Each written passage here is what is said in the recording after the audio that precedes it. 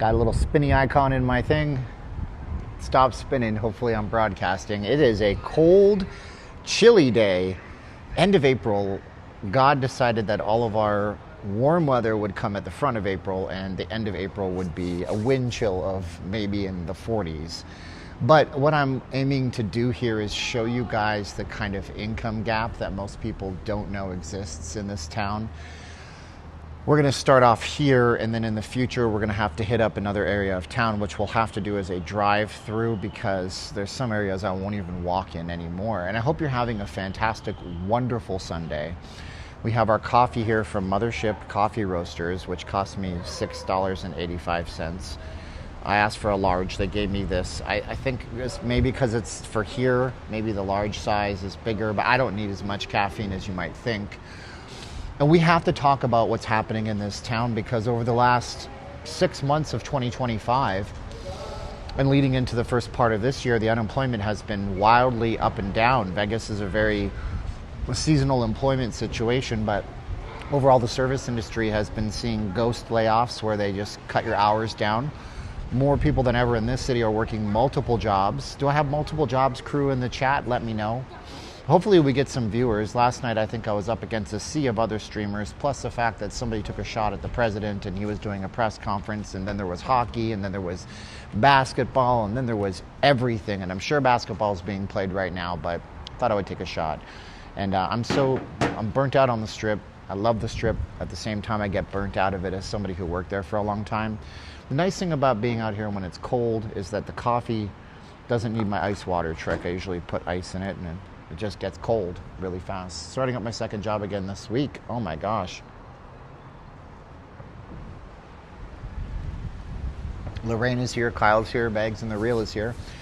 It is freezing out. I'm cold as hell. I just spent $97 to put gas in my car because I drive a nicer car and I need premium, which invariably somebody in the chat will tell me, you're stupid, you don't need premium. But I'm like, yeah, you do when you have a nicer engine and you want it to last longer. The car's not brand new.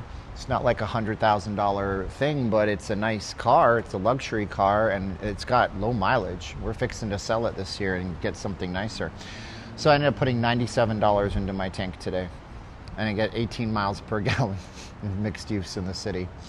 Go figure. What are you guys paying for gas? It's crazy, yeah. But I have people, Bags in the Reel, they'll say, you don't need that. He's being scammed by the gas industry. They're making too much money, you know. We got all this oil in this country and we're ripping us off. You know, excuse me, you don't know how global economics works. Sure, if you're Venezuela, you can sell your people gas for 10 cents a gallon because you don't compete, you don't participate in the world. You're not a free market. We are a free market, so we kind of compete with everybody. What's up there, Gary? How you doing? American Tourism says I always use premium too. No ethanol. It is ridiculous. You want to see something else? This looks like when you go on the Strip and they have those stupid stores that pretend to sell marijuana and they have pre-rolls or something. This came right off of it with the wind. It's kind of nuts, man. And plus, the other thing about going on the Strip right now is it's just freezing. And the wind becomes more of a wind tunnel. So this is downtown Summerlin. A little bit about this area. Summerlin's a master plan community that started cooking around the 1990s. Howard Hughes purchased huge amounts of land. Well, not him personally, but the company the Hughes Corporation purchased massive amounts of land. They laid out a master plan. Summerlin's been named one of the best master planned communities in America over and over again. And downtown Summerlin opened, I don't know, 15 years ago, between 15 and 20 years ago. It was a master plan shopping community in the high-end part of town. So down here you're going to have things like Crate and Barrel, the only location in town, Sur La Table, which is a place that sells kitchenware for lots of money. You have, different things out here, but you also have a lot of closed locations down here, which was very surprising to me. We don't do a lot of shopping down here. At least we didn't before because we just weren't in a position to do it. Of course, we have the Apple store behind me, one of about 5 Apple stores. Let me see if I can figure this out. We have Town Square, Fashion Show Mall, the Forum Shops, this one here, Town Square Fashion Show Mall, Forum Shops. I guess that's it. We have four Apple stores here. Whereas I read a horror story last year about the Apple launch. somebody that pre-ordered their phone, paid for it, drove all the way 3 hours into like Minneapolis, Minnesota, from the middle of nowhere, Minnesota, just to get their phone on day one, to not worry about shipping. And they didn't have it. You know, in this town, you can get to an Apple store within 20 minutes from any part of town. User recommended gas. Set it for regular. Premium is not indicated because it burns hotter. No problem with the regular and premium methanol blends. I mean, the recommended gas is premium, so that's what I use. Love downtown Summerlin, good, yeah. So yeah, we're cooler than ever because it's windy. What's the wind chill right now? We have to go to AccuWeather for that. They're the ones. AccuWeather is the doom and gloom weather service of the weather world. Everything else will tell you a reasonable temperature. AccuWeather says Grand Canyon, Arizona. Nope, sorry, not in Grand Canyon. Just defaulted. 43. No, that can't be right. You're still giving me the Grand Canyon. Don't you lie to me. Tell me lies, tell me sweet little lies. I asked it to pinpoint me, and it still told me that I'm in AccuWeather, that I'm in Grand Canyon, Arizona. It's 37 degrees with the wind chill in there. I wouldn't want to be there right now. And I'm so dumb that I can't figure out how to choose AccuWeather for Vegas. AccuWeather, Summerlin, Vegas. Summerlin South. This is kind of Summerlin South. It says it's 61 degrees, feels like 59. Lies, damned dirty lies. My watch says it's 56. Anyways. Let's see, we got little penis. Little penis. Little penis has to rush his girl out of the Apple store. Come on, I'm the most important thing. Men, don't be like this guy. Don't do this. Don't do what he's doing. She doesn't like it. He thinks that he's in charge. He's a big man. He's a big hotshot. Look at him. Oh, now he's getting out. Oh, now he's yelling at the guy in the Lexus because he's a big tough guy. What are you doing? Don't you see me? I decided to park here in the middle of... Oh, shit. Shoot. Oh. Look at him. He's like going over to the guy. Hold on.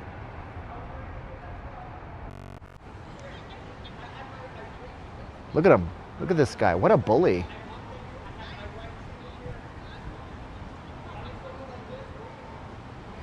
What a bully. What a fucking... Oh, I'm sorry. I'm not supposed to curse. I owe $100 to somebody now. I made a bet with somebody that I wouldn't curse, and I just cursed. What a bully, man. That's, you know, like, that's the world we live in, right? Like, what is wrong with you, bro? Who cares? You're a big tough guy. Yeah, you're super cool, man. Yeah. Okay. There it is.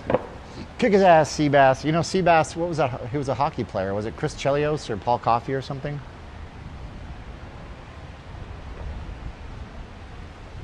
What a rather deep Dumb and Dumber conversation or reference you just busted out. Did you get your girl? Yeah? What's funny is that there's a parking spot. He just pulled into the parking spot that's 50 feet away from the dead center front of the Apple store. Like, people are losing their minds. Men, don't be like that guy. You know, be polite to your women. Women serve your men, men serve your women. That's the way it's supposed to work, in my opinion. But what do I know? I'm just a wacky Christian who believes in a flying spaghetti baby, according to some people. When they have tickets, is ticket worthy? I don't know that we'd have any tickets. Let's go and take a look here. See what we got on the downtown Summerlin scene. Hopefully my mic doesn't get all obscured by my... Good, that'll work. Man, it's cold. I just want to move my body. Gotta move my body a little bit because it's a chilly one right now. And here's my other phone. Good. And how does my audio sound? I should have probably looked this up already. I tried to stream this to Facebook. I paid money to my app today to do like Facebook multi-streaming. And wouldn't you know it, it didn't work. I don't know if it was because I have a poor connection right now or what's going on with it. Let's see how I sound though. Do I sound good? Yeah, I sound great. All right, cool. Sounds perfect. Audio's fine. Well, I turned off the voice isolation, the noise isolation. That's another nice thing about not being on the loudest street in America. You just don't have to deal with it. They're making that bylaw to try to get rid of all the... this thing goes inside. Mothership Roasters, by the way. Say a prayer for the girls who work here because they hate their jobs. I think they're not nice. I don't know why. I mean, the coffee's really good. If you want a good cup of coffee here, you have two options. You can go here, or you can go to like the Macy's, which has a Starbucks in it. But the girls in here are never very nice. Why is this? There you go. That's better. They're just not nice. They seem like they hate their jobs, which really sucks. But still tip them because that'll make their day. Not really. But the coffee's good. Oh, there we go. So yeah, this is Mothership Roasters. But the energy is so low. Like, you ever go to Farmer? Anybody have Farmer? Is it Farmer Boys? Farmer Brothers? What am I doing? I can't even get out of this place. Is it Farmer Boys? Farmer Brothers? No, Farmer Brothers. Farmer Boys is the burgers, right? Is it Dutch Brothers? Which is the Brothers coffee thing that's like a blue kiosk? You know what I'm talking about. I know you caffeine people are freaks. But you go there, everybody is so nice to you. They're smiling, they're bubbly, they love their jobs. They're just so nice. And then you come here and they're like, all I want to do is have a TikTok account that goes viral. Like, I don't know. I'm sure they're nice girls outside of there. They just hate their jobs, and that sucks. Dutch Brothers, thank you. Dutch Brothers, Farmer Boys, Farmer Brothers, Dutch Boys. Sounds like a 90s band that nobody ever remembered. So this is it. This is downtown. We got a Chanel store right here. So I guess if you wanted to call it like Beverly Hills of Vegas, this is what it is. I didn't even know there was a Nike store. I think this is brand new out here. Oh, it's a Nike's women's store too. I don't think there's any men's stuff in there whatsoever. And we got like the anchor tenants and stuff. So we'll take a browse.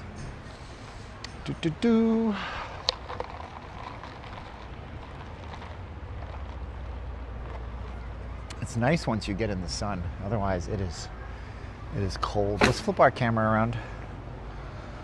Boom. Oh, by the way, if you guys haven't done it yet, this is my last few hours of the flash sale for 1K a day.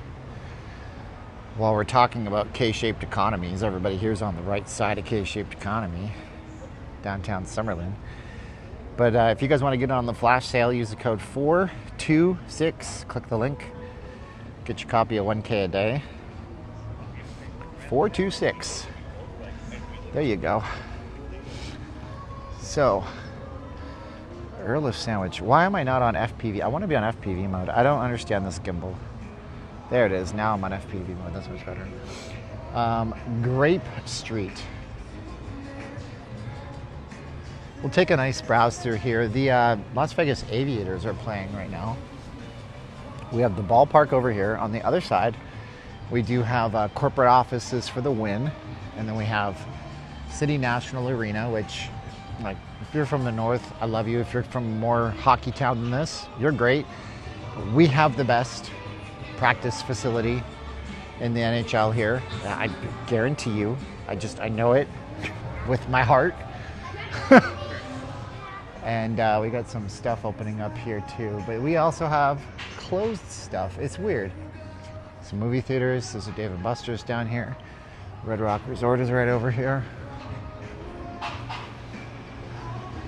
Started using Kalshi. Kalshi is fixed. You know that, right? Kalshi is straight up gambling. Straight up gambling. Like, they're literally taking a guy right now and investigating him for oil trading on Kalshi because he works in the Department of Defense and he understood. It's what I said. He understood what was going to happen before it happened. So you couldn't win that bad. You couldn't win. He could win, but you couldn't win. That's like if the dealer knows the hand and he tells his friend what to bet. Like, it doesn't, you know. Anyways. Ooh. Dang, son. I am not enjoying springtime in Vegas right now. Gonna be honest with you. So, wealth in Vegas. Do you guys want to see what a $100,000 truck looks like? Hey, to all my truck guys, tell me what this Carroll Shelby Cobra is worth. Like, give me an idea. Considering it has $10,000 of lift kits on it and probably another what, $8,000 of rims. Somebody want to give me an estimate on what you think this is worth? It's from Nebraska. That's not a Nebraska plate, is it? No, it's Missouri. He drove all the way here from the Show Me State. When you are gambling, you're always trading money for chips. 82? No, dude. These things don't come in at less than six figures. One Freedom says 125K for the Shelby Cobra. Wall Street. It's not the price is right, bro. According to you, you can buy these things 10 at a time. 138, Mark says. Very cool. 78. All right, so then we got the Cybertruck. People are still buying these things, huh? They're still buying these things. Got a brand new temp tag on it and everything. Dealer placard. So there you go.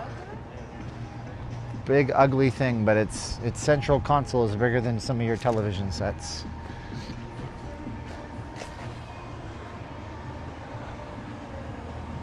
Trash container, I don't know about that.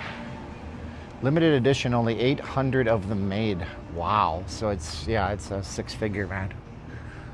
I don't think I'd ever buy a Cybertruck. At one point, I would be like, maybe. Oh, by the way, how much do you guys think this Tesla's worth? One of you will get it. I only learned this yesterday. I was hanging out with Jay Bravo, and he pointed this out to me. How much do you think this Tesla's worth? Tell me what you think. 50K. Okay. Tell me what you think the Tesla's worth. Tell me what you think the Tesla's worth. Just tell me. I'll tell you what it's actually worth. Somebody will get it. Somebody smart. They're gonna get it. This is a $101,000 base price Tesla. And now you're gonna learn what I learned yesterday. The only way you can tell that this Tesla is worth that much is this. All right, smart chats, tell me what this is. Tell me what this means. I know what it means, but somebody who's smart in the chat, say what that is. It's worth zero? No, you're wrong, so that's fine. It's not worth, no, that car's not worth 20K. No, that car is worth a lot. Yeah, that's a Plaid edition. So this is the car that you see on YouTube when it's a YouTube short and they run this car versus a Ferrari. Now the Ferrari wins in the end, but this off the gate is faster than a Ferrari. Off the gate, just off the, right? So yeah, so you can get an older model for 62 used, but they retail for six figures. So yep, it's crazy. Tesla Plaid, 0 to 60. Now 0 to 60. So this car goes 0 to 60 in 1.99 seconds. However, last week I was in a Lamborghini that does that. It was an SUV, and they put it into like the race mode, and you just hit the throttle on that Lambo, and it's not an EV, it's a gas-powered vehicle. And I've never had that experience. Has anybody ever been in something like that where it goes 0 to 60 in like 2 or 3 seconds? It's fun. It's fun. I bet you the Z. I mean, I know a lot of people. You guys hate those EVs, man. Yeah, a lot of hate, a lot of irrational hate for those. I know, like, but here's the deal: you're gonna give it 50 years if God blesses us enough to live that long. That's all you're gonna see. There won't be many internal combustion engines on the road. There will be. You never get rid of them entirely. Wow, they lowered the water level out here. The fountain's usually running. It's not now because it's windy. And they have drained this water considerably to the back. Come in through here, and then I'm going to have somebody tell me that I can't stream downtown Summerlin, I wager. Usually it's some security guard out here. It's freaking cold, man. So we're going to go back and loop back. There's a lot more shopping and stuff. Also, there's like Nordstrom Rack and all these different shops back here that are nice. I need to buy shoes today. I just realized that. I'm matching. My shoes match my shirt today. Pope Leo has just declared Jesus Christ may have died for your sins, but it was Jesus Christ, Alan, who died for mine. I don't know what that means. Lake Mead is drying up. Everything's drying up, dude. Don't you remember The Matrix when Agent Smith said humans are a disease? You guys want to see the kicks I got? I love these.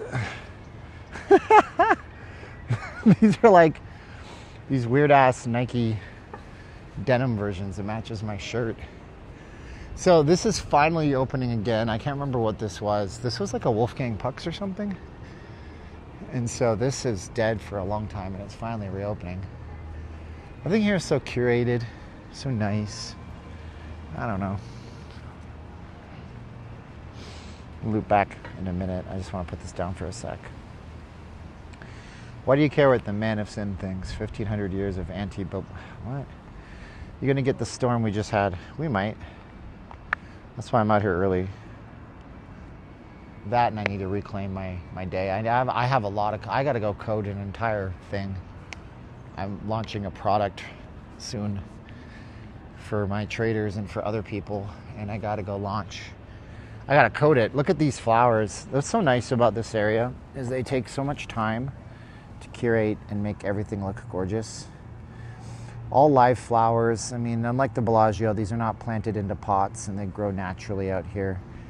And everything is so shaded and perfect for them. Feet off the table. Sure, of course. I can't believe how dead it is down here on a Sunday.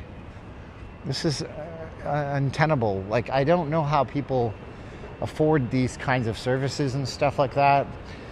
Just on the other side of here, there's a Lifetime Fitness, which is like $350 a month.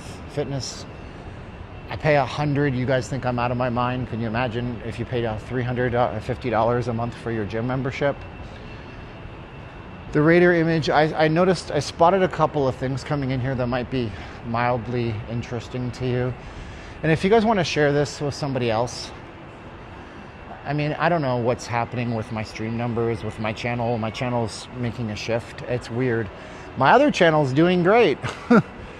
My other channel that I don't share on this channel is doing absolutely fantastic. Thank you very much. Yeah, 1,600 subscribers in 9 days. So do we have Journey? Is this the real Journey? Hey, look at that. The real Journey is playing. Well, to a lot of you guys, it's not the real Journey because he's in it. But I like him. He's a good singer. That's Arnel Pineda. That's the rest of the band. That would be a cool show to see, man. I built my garage gym for $500. Trump will soon change the national anthem to Up Against the Wall by David Peel. I don't know that song. Is there any watch stores? We'll look for some jewelry. Tiendas en efectivo. Por favor. Tengo pago alternativo. Listo. I'll find it. Cashless. Whore. Cashless store. No cash for you. Why would we take your cash? We don't want your money. As long as it's on a card, we'll take it. Abercrombie and Finch. Hello. Lululemon. I heard this brand is dying. I don't believe it. Everything on YouTube is like the downfall of XYZ. That's the formula. You want to make a formula? I should just start doing the downfall of Bellagio, the downfall of MGM. Oh my gosh, the thing I love is downfalling. I better click on the video. Oh. Anyway. Trump would be more likely to change the action to no cash, no robbery. How's the trading going? Trading is great, buddy. I'm teaching people how to make money left, right, and center, too. Did I show you guys my, I didn't show you guys yesterday, who was on my stream yesterday. I got 2 amazing reviews in the same day. It was like bonkers, right? We had this one guy, this is for my 1K a day course, if you guys don't know. So this guy, one of my traders here, he's been able to withdraw $3,000 out of his account. So he made $3,000 off my course because he'd been focusing on what I teach on the small base hit strategy. So he gets it up to $250, boom, withdrawal. And then this other guy who's got 11 grand in his account now. That's what I teach people in 1K a day. How to take your base hits, how to stack your wins, how to get the best chances in life, how to leech off those companies that are abusing the hell out of you. Because I'm going to tell you something about all this wealth. Are you ready for it? This is leveraged. All of this is leveraged. I mean, you really think Range Rover, Porsche.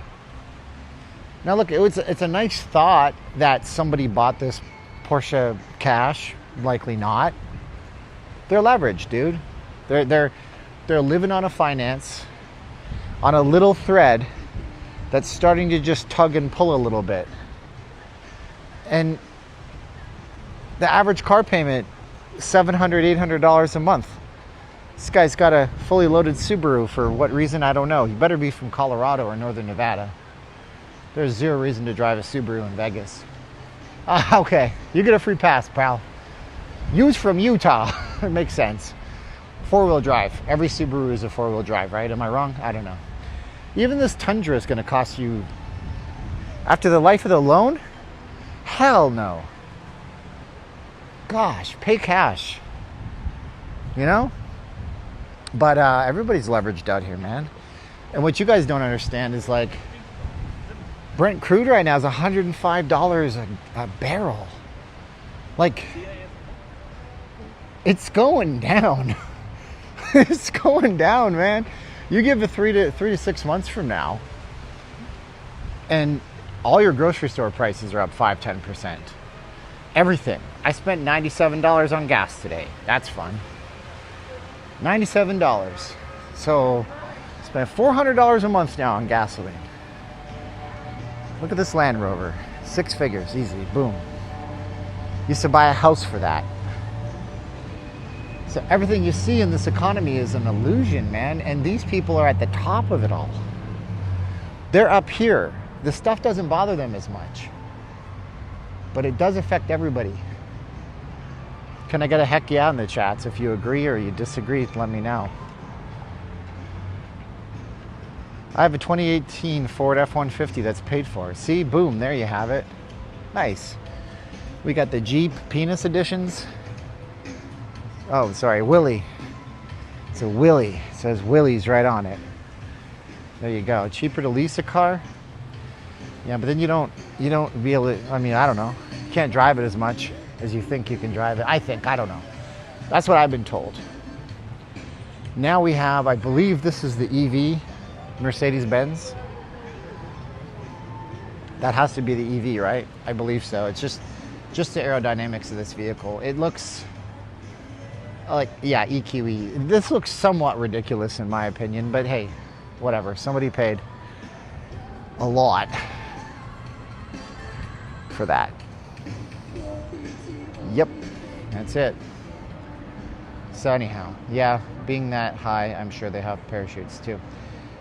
Let's see here. Smart ones, yeah, being okay. So we got Macy's out here. I guess May 1st is Lay Day, not May Day. May Day is a communist thing. If you survive, if you celebrate it, I'm just telling you, that's what it really is. It's a socialism thing. Dillard's, we're going to go down to the City National Arena too. Let's see here. Oh, that guy says is this today? That guy? Did I miss something? Oh, you bought my course. Will I get away email? If you buy my course, here's something important for you, and I need to put this in the course. Don't opt out of emails. I know you do it. I do it too. And Teachable, the platform, I'm not a big enough fish on Teachable to have a direct line with one of their people yet. Maybe someday. That's who runs the service that I put my course on. It's called Teachable. They give you an option to opt out of your emails. Then you will never know when I release new content, and you will never see my live stream links. I do live streams every 2 weeks. We got one coming up next week. So don't opt out of emails. And if you are in the course, I have a student email that you can email me on when you have questions. But when I want to blast out 1,300 students or whatever it is, I use their system, and if you opt out of those emails, you'll never see them. So you have to go into your settings and turn your emails on. They're not spamming you, trying to sell you new courses. They never do that stuff. It allows me to email you. So there you go. Thank you so much for being my student. Oh my gosh, we're gonna have a great time. I'm gonna prime you for success. Do the material in order. If you jump around, it gets really, really frustrating and everything sounds like I'm speaking Chinese Arabic. I don't even know what that sounds like. But yeah, go do it in order. You'll have a good time with it. Look, they have my old magazine here that I used to sell. This is Grape Street. Oh, they don't. Ooh. Oh, man. I'm going to have to take a picture and send it to my guy. He's going to not like this. That's his competitor. There's a story that I can't share with you. I'm going to take a picture and send it to him so he knows what's going on. This is one of my last clients I signed. This guy is so good. Dr. Mint, he's got an office in Beverly Hills and an office in Vegas. And he's doing like rejuvenation stuff where they take your own blood and make stem cells out of it and put it back into you. It's a type of therapy. So I used to sell this magazine, and then the Foodie Fest is coming on. And yeah, I have so many clients in here that you have no idea. So there it is. Wow, that's cool to see that they're still in there. Yep, Dr. Mint. I gotta email this to my friend or text this. Hold on, let me, before it's on the top of my mind.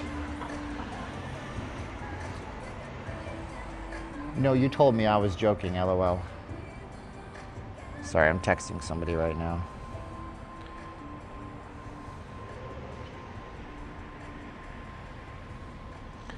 Just so you know, this is down at Grape Street, downtown Summerlin, and there's like 100 copies of that in there.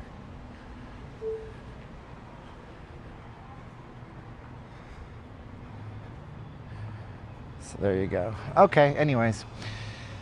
I forget what, ooh, lots of chats. 290, can we break 300? That would be nice. Share this video, like this video, do something with this video. Come on, do it.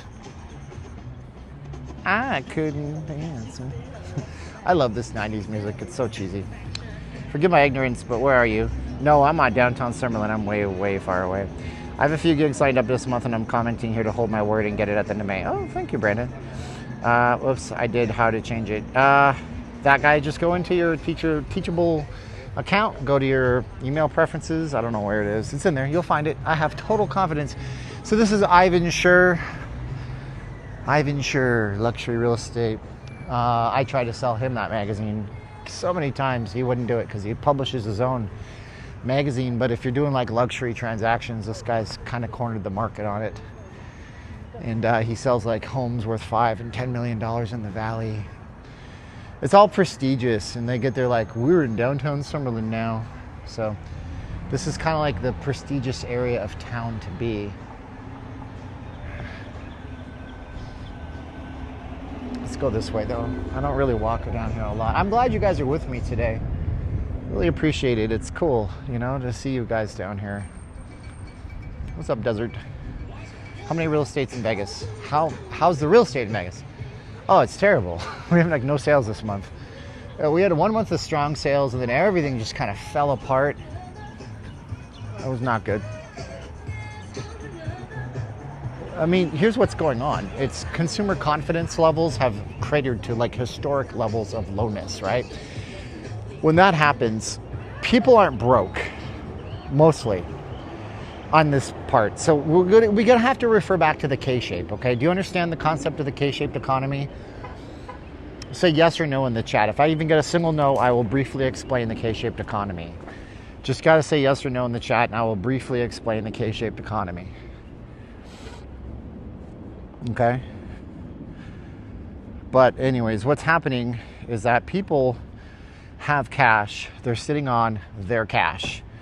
They are worried about what's going to happen in the future, and therefore they don't spend their money. So we got a single no. That's fine. That's good. Okay, so here's how this goes. Okay, so I want to show you this chart in like 3 different areas, and I'm going to put the camera down and have a teachable moment with you guys, because I love teaching and I consider myself a teacher, which sounds like a pretentious jackassery thing to say, but I don't really care. It's my stream, and nobody else is streaming Vegas right now. Okay.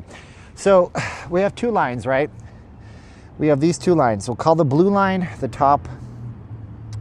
We'll call the blue line the top 10%, and the orange line, we're going to call them everybody else. Now, before COVID-19, it's very important to point out, the amount of wealth and upward mobility was relatively the same before COVID-19. That's the first part right here, okay? So you had, the wealth moving up, maybe the wealthiest top got 10% more every year, and the people in the bottom got 10% more every year. The recession hits everybody. This is COVID recession, right? And now we're in the recovery. And an interesting thing happens in the recovery. Remember, the blue line is our top 10% of the economy, the earners that make. Like in Nevada, if you're making $250,000 or more a year, you're considered blue line. In most states, it's $250 to $300K. And see what happens, right? Like a letter K. Yeah, you see?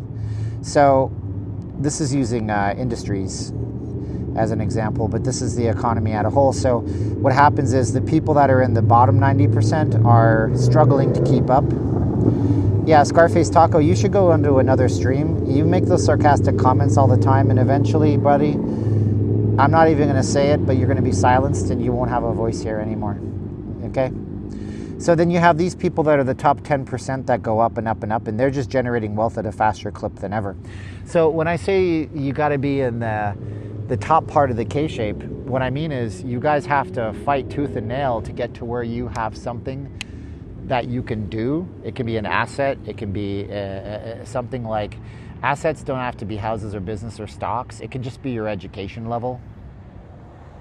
So when we come up to these places where people are in Dillard's and Macy's and JCPenney and Nordstrom, and they're shopping and they're dining and they're doing everything, and the restaurant bookings are full, but they're also very leveraged, and they're waiting for, that one little Jenga block to come out, and they hope it doesn't come out. That's what we have. It's like a shadow economy. A lot of rich people will lose big time in the next crash. And that's the thing. I don't know if that's true, but what I think to be certain is that with artificial intelligence coming out right now, there is going to be a point in the next 5 to 10 years where there will be very little that anybody can do to get into a different class. So we're going to have a permanent lock of a type of class system. Why did I say it like that? We're going to have a permanent lock and a class system set. Because right now, you can take a product, make it better, put it to market, make some money. But AI will step in and do that all for you. And the people who control the AI are going to be the people at the top of the economy. Do you follow what I'm saying? It's been 20 days on carnivore diet. I feel like my brain is finally coming back to life and coming back online. That's why I tell you guys to learn something so you can generate something for yourself. A lot of rich people, that's fine. So that's what it is. Will I get an email to show me how to start the course? That guy, go click on lesson 1, brother. Log in and go through the lessons. Lesson 1, 2, 3, 4, 5, 6, 7. It's on your own. There's no time frame to complete it in that guy. I'm talking to the guy who was nice enough to just buy my course and become my student. You watch him into order. You watch them on your time, 2 in the morning or 2 in the afternoon. Works on any device. And I recommend you start paper trading as soon as you possibly can, because the longer and the more practice you have, paper trading doesn't cost you anything. You can't lose a possible penny. The better you are going to be in the long run. Yes, sir. Thank you so much. I'm excited to have you, bro.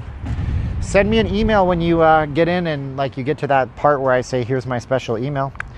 Paper trade, practice, practice, practice. You got to trade thousands of times, bro. Bob, we're doing the course flash sale. I started on Friday. Might end today, might end tomorrow. I don't know. We're doing it for 90% off again. I'm giving the founding members price. Just go to 1kday.diy. Use the code 426. Get it for the best price we'll ever have it. I'm not going to bundle it with the crypto course anymore. That killed my sales because nobody likes crypto. They're like, I'm not paying more for your bundle. I hate crypto. Screw crypto. So many Teslas, man. Let's count the Teslas. We did this once before. 1 Tesla. 2 Teslas.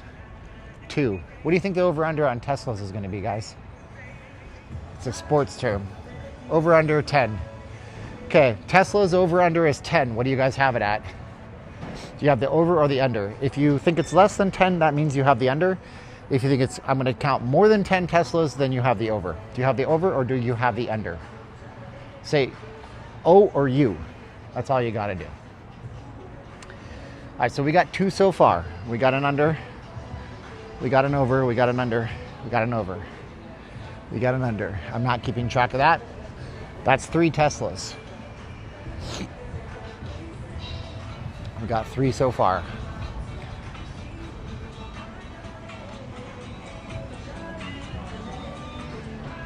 Look at this ramen place. Not 99 cents no more.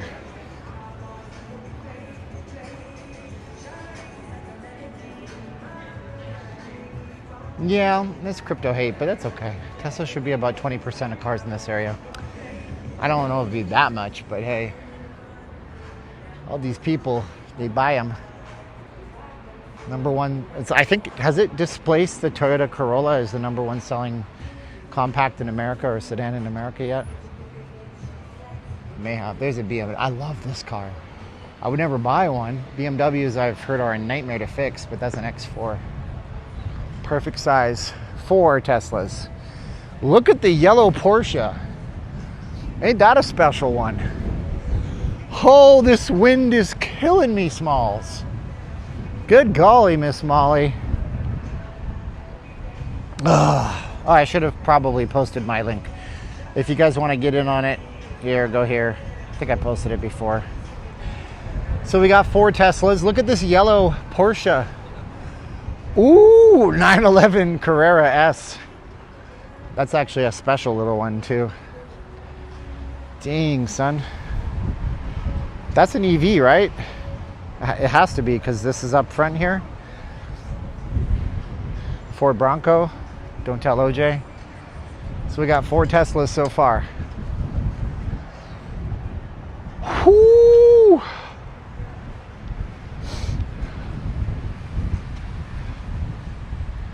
Pyramid scheme, Scarface. Are we really doing this? All right, Scarface.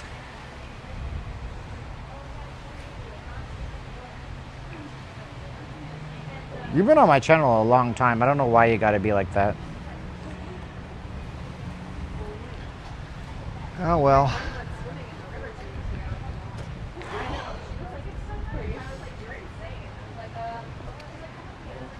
Kind of want another coffee, but too much caffeine will do me in. Warby Parker. Huh. Let's keep walking, and I guess we got to go to the ballpark because I told you we would. There's a game going on right now. Okay, somebody asked me about watches. I don't know if Zales sells watches.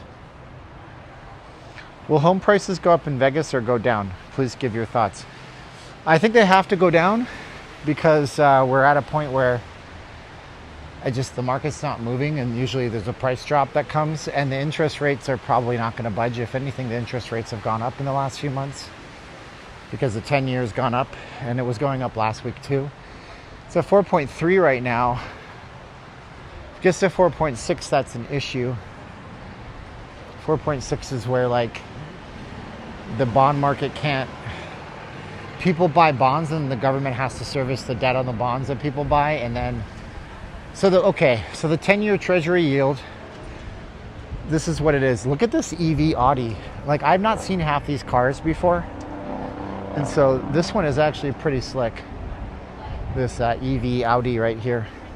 So what happens is the government sells Treasury bonds. Oh, wow. This one's a nice car too.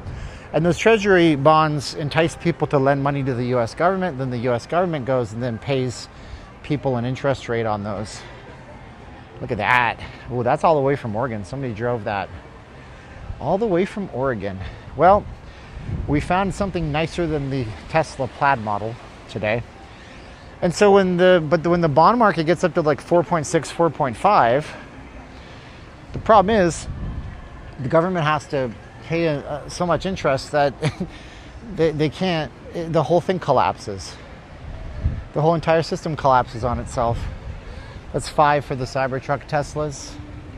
That's 6 Tesla right there. There's a 7th in the back. So I had the over-under at 10, and a lot of you guys picked the under. Right now, the average home price is $460,000 in Vegas. I missed some of your comments. Oh, there's another one. That's 8. Another Tesla up here. That's 8. Do every day. Don't know why I'm singing that crap. So that's 8, and we're coming out on a big parking lot. We're going to probably end up way over 10. Let's go to the ballpark. Did you know that if people don't buy things, the prices go down? Yeah, no, I don't understand economics. I'm glad you told me. The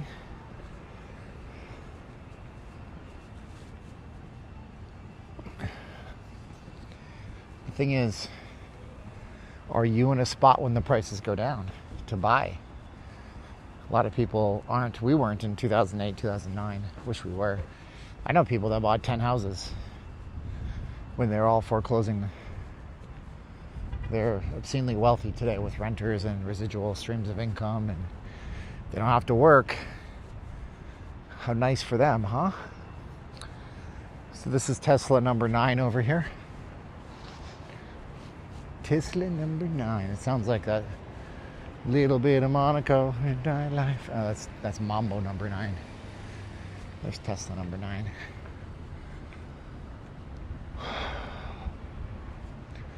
We'll just go this way. No, we won't go this way. I don't want to get in this guy's way.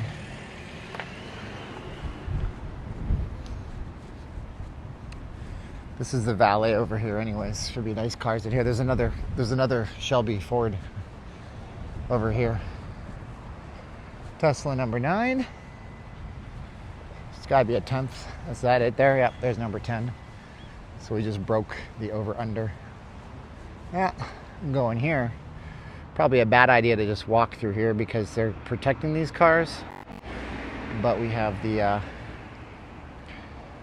Shelby right there. Oh, there's Tesla number 11. We have the Audi Race Edition, Range Rovers. This area is so swank, bro. Yeah. How much does electricity cost in Vegas? I mean, it depends on the month, right? Some houses I know spend $800 a month. If you have a big house with 3 or 4, or with 2 or 4 AC units, $400 for two AC units, up to $800. I know some people that break $1,000 on their electricity in the summertime. I pay on equal pay, so the power company will take your price throughout the year and they'll divide it into 12. So let's say your house cost $1,200 a year to run. They will divide that by 12. Every month your bill is $100 regardless of what your power usage was. And then after that year, they run an algorithm and assess it again. And if your use went up, your new bill goes up monthly. I never watched Mad Men, and I probably want to start watching it now. But I'm watching The Sopranos now. I'm on season 5, episode 9. I was a little young. Well, I wasn't young when it came out, but we didn't have HBO in Canada back then, and it was on CTV, Canadian Television Network, with all the cuts, all the swears, and all the nudity intact, not cut. But I just never watched it. There's Tesla number 12. That's the Cybertruck up there. So we got the cops out here because we have traffic control. This is the ballpark where the Aces play.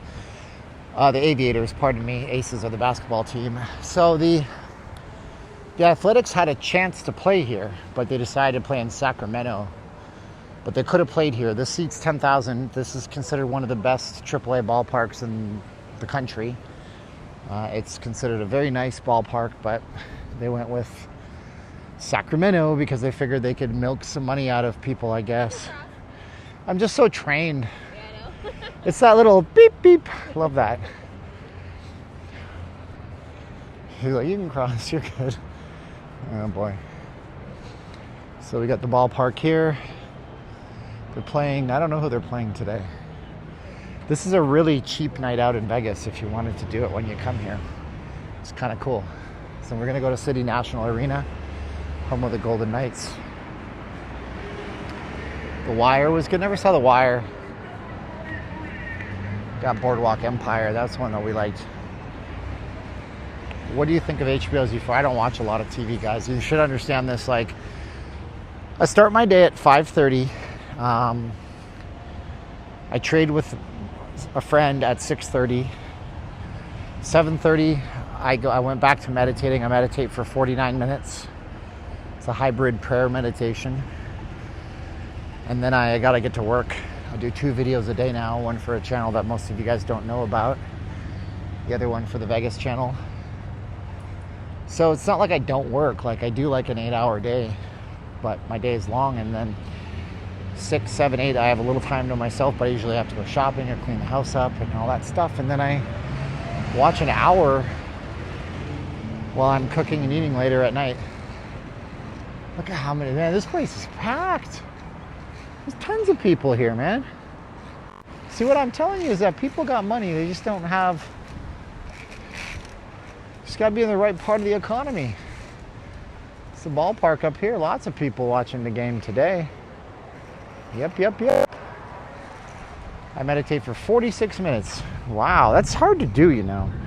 Anybody tells me they can meditate properly, I'm like, damn, you guys are awesome.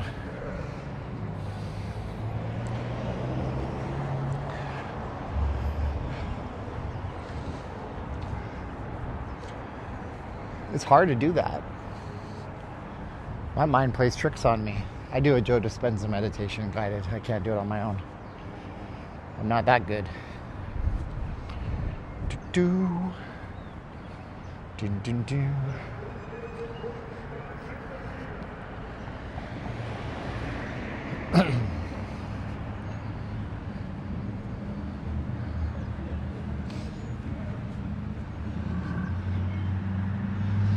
Stephen, they'll find, yeah, they play 6 regular season games. They should have played their entire regular season here. They don't care about the city. They really don't. I don't know if that's a baseball thing. I suspect it can't be. But if you wanted to connect with the community, consider that you're a carpetbagger. For those who don't know, back in the day, if a politician couldn't get elected in their home state or town, they would go somewhere else where there was less people and less competition in the political field. They would show up and do a disgusting job and call the media out to take pictures of it, get it on the newspaper. And carpet removal is a horrible job. It's hard to do. Fibers, dust, hurts your knees. So they would bag the carpets up and take photos and say, look at me, I'm just like one of you. So the Athletics are carpetbaggers coming into town and pretending like they care. If they cared, they'd be playing their whole entire season right there for less money to build a loyal fan base of locals. Instead, they're banking on people from Toronto to come to Vegas for 3 games in a row and hopefully go to all 3 of them. But whatever.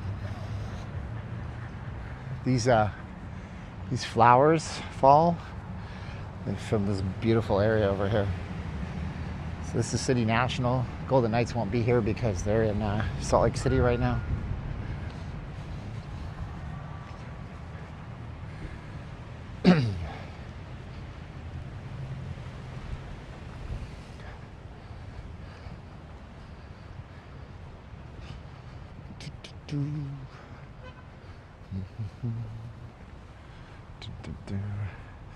Baseball series is fun, and they will get the peeps who travel. I don't know that they will. Sorry. It's going to depend a lot on ticket prices. If you ask a baseball fan to come to Vegas and spend $300 right off the top on tickets to a game, it's going to be a hard sell. They might come for 1 game, but I don't know, a series of 3. That might be a harder sell for people. So this is the Vegas Golden Knights. This is their rink. Watch your bag, gentlemen. This is advice for the men. So, yep. Oh, I guess hockey is happening right now. Buffalo's about to... No, they're not going to sweep. Oh, no, 2-1. So we have this. We have 2 rinks over here, one on this side, one on that side. And then upstairs we have a restaurant. So you can literally eat and watch your team practice. This is a public skate right now. So this is the best ice probably that anybody can skate on in Vegas unless you're at T-Mobile Arena. Look at all this. They got the kids doing all these signs for the Golden Knights. And then what's cool about this place here is they themed this. Look at the back. It's pretty cool, man. But look what's up here.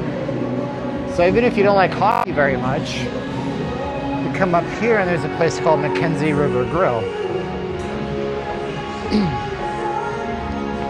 And it's so good that I have Mr. Don Henley destroy my channel because of this song. Wish I knew how to turn my audio off on this. Oh well.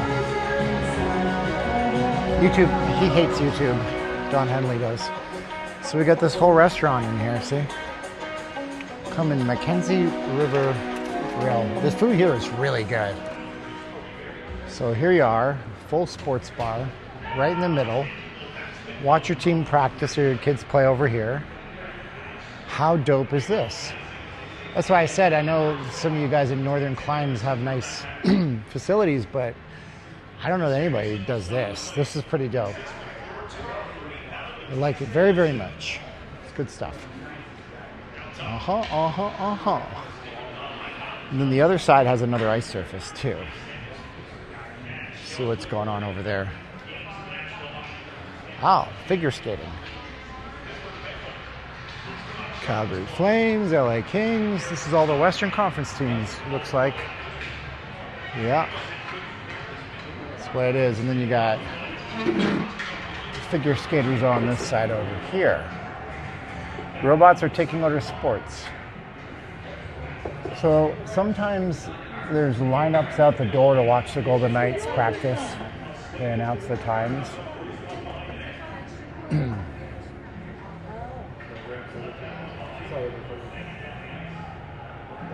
So, you know, but when the team practices on the other side. So when they practice, you're going to get a lot of people cramming in and stuff like that. It's not that packed today. Steve and the Vegas Desert Dogs moved out of the city of Vegas since they couldn't get people. Really? The Desert Dogs are gone? Good riddance. Who cares?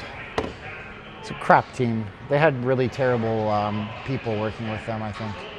This is just my opinion, and you can't sue me for it, but I had an interaction with them. I offered to come and do something with them when I was more focused on Vegas as a travel channel. And whoever manages their social media was such an abhorrent, pardon my language, asshole to me. And they were so rude, and they went back and deleted their posts that they made as a reply to me. But I was like, you guys are done. You're done. You have one of the most exciting sports. I'm probably buffering right now. I was like, you guys don't understand. You're sitting on one of the box lacrosse where they play lacrosse. They play lacrosse on this surface with these boards. One of the most exciting games out there. You don't know how to market yourselves. You suck. Good riddance. So I hate to see a team move out of town, but tell me why. Okay? It works in Moncton, New Brunswick. That's an obscure place that most of you never heard of. It's a small town in eastern Canada. It works in Saskatoon, Saskatchewan. National Lacrosse League works in all these little tiny markets. Didn't work in 3 million person Las Vegas? Excuse me? Baking powder? Oh, well, okay, John. Dude, whatever. Listen, with all respect, then don't say they left Vegas, because they never left Vegas, and I just went on a rant for no reason. Henderson is Vegas, dude. You know, Henderson is Vegas. It's the same thing to everybody. If you want to be pedantic and Asperger's over it, yeah, it's not Vegas. But as an Asperger's guy, let me tell you, John, just whatever you do, watch your bag. You'll be fine. Anyway, yeah, so I just went on a rant for nothing because obviously they did not leave the city. What do you got? You just have to drive an extra 15 minutes to go see them.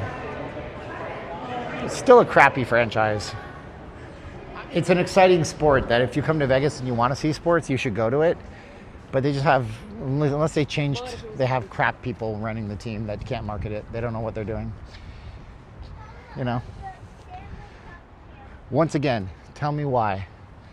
Tell me why the sport can work in a city with 500,000 people, like little towns in eastern Canada, but it can't work in Vegas. There's no reason. Poor marketing, poor management. Nobody knows that it even exists. There's a hospital next to me? Where? I didn't see one. I can see you. Little sport work in little towns because they're thirsty. This town is thirsty. You guys don't understand. The economy here is like banging in some spots. Let's see here. They're leaving soonish. Okay, small towns love high school sports. Yeah, but that's the thing. We're not talking about that when I mention like Moncton, New Brunswick. Like they don't have high school sports in Canada like they do here. They really don't. They don't have like high school football. There's no Friday night lights. It just doesn't exist. They have the collegiate sports, but it's not like here. If you're a Canadian athlete, you want to make it, like in football, for example, you need to move to the United States and go to college. You're not getting scouted out of a Canadian school. Hardly ever happens.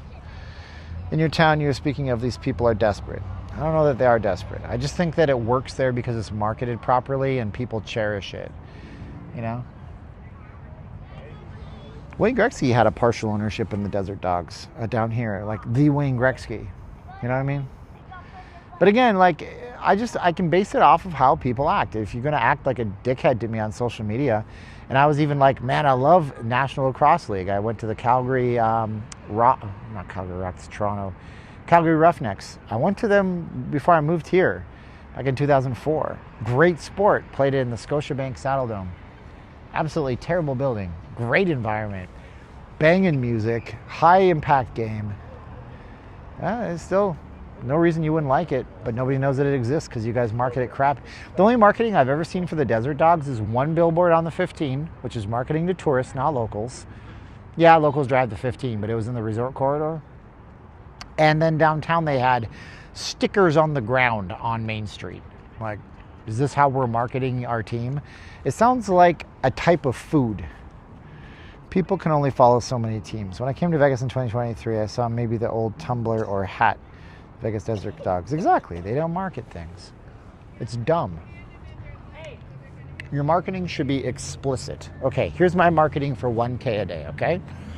I'll teach you how to see patterns that when you click buttons over and over, you could make maybe $100, $200, $500 and be done in 15 minutes.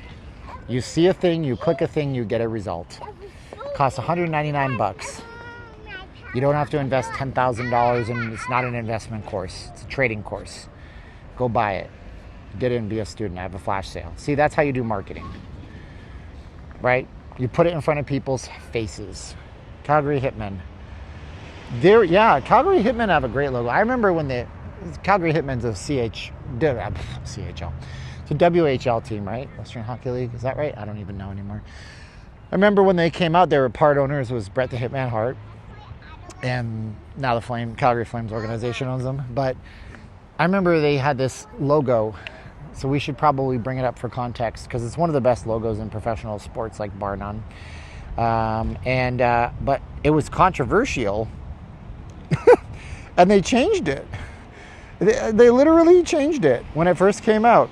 So this is what the Hitman logo looks like. See that? That's rad.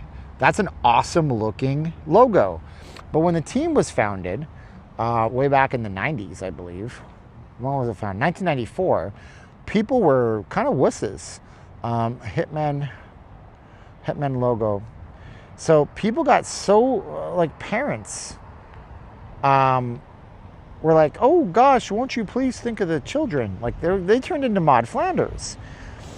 And so there was like so much backlash that they changed it to this goofy looking stupidity right here.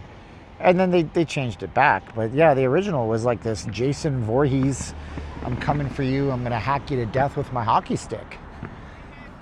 Yeah, kind of bonkers if you think about it. Let's go back to downtown Summerlin. What about high school hockey?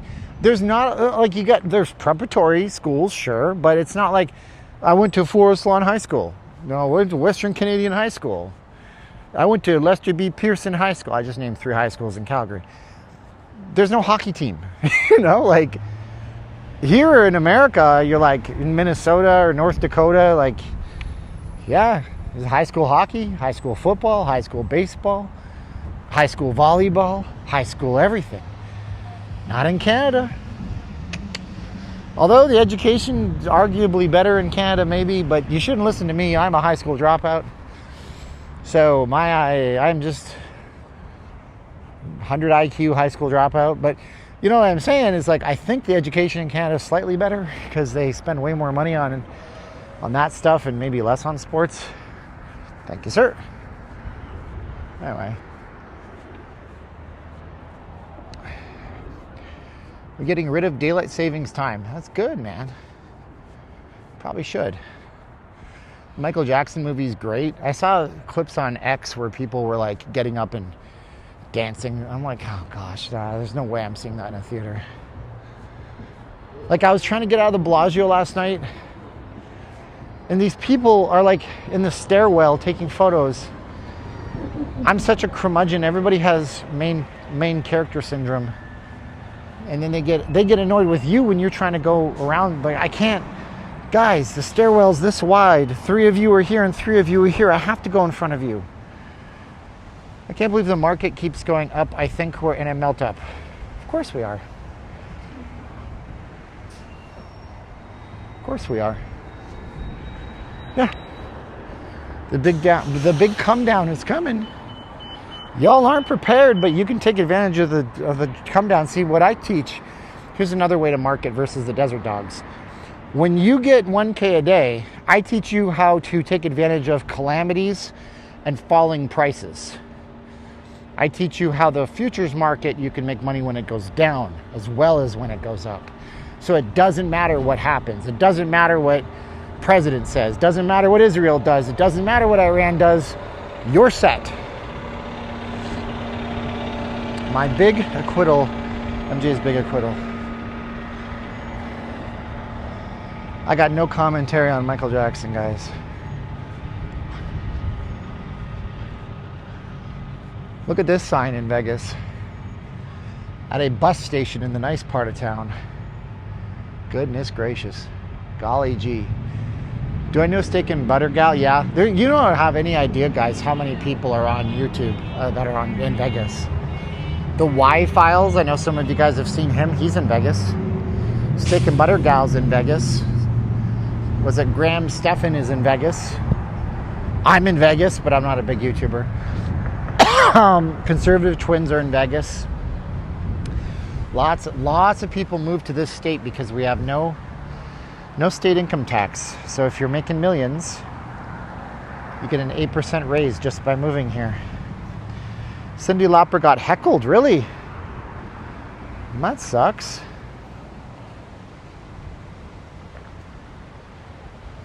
She seems like a good egg.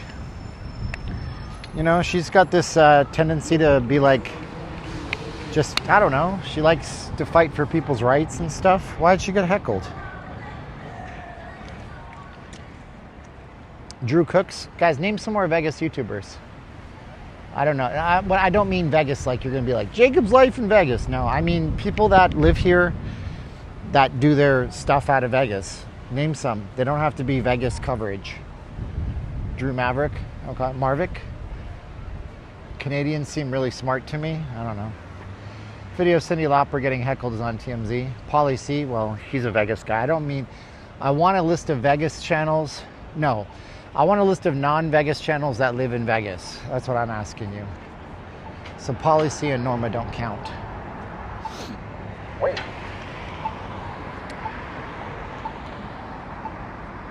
So we got Wynn's corporate offices in that white building over there. That's Red Rock over there. Ice Poseidon, okay. What's chomos? I don't know what a chomo is. I don't want to sound, if that's a racist thing, I don't know what that is. Chomo?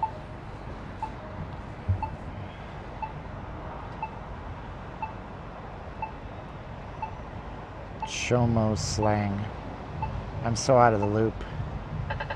Chomo is U.S. prison slang used to describe a child, somebody who is bad against kids.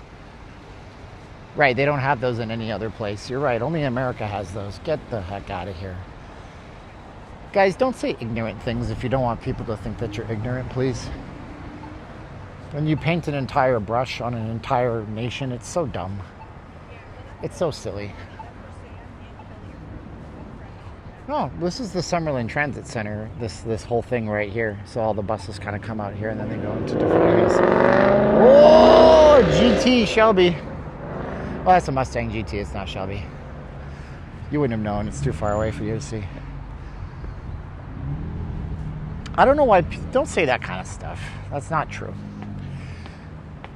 I don't know, I don't have an opinion on Michael Jackson, but he doesn't represent the entire American population. It's like, 350 million people, 50% of them are men, roughly.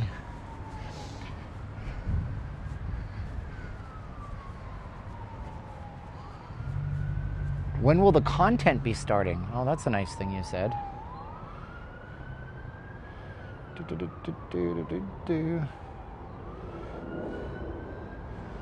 Let's see here. Where is it?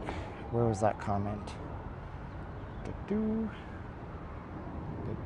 I hold down on your name, and then I go like this. Okay.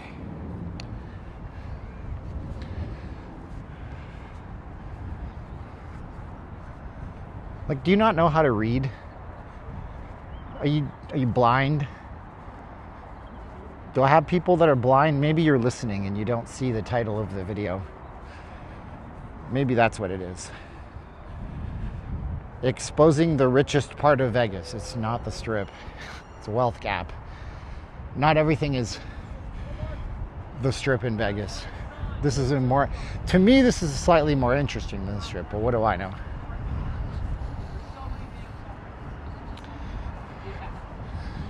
So many security guards.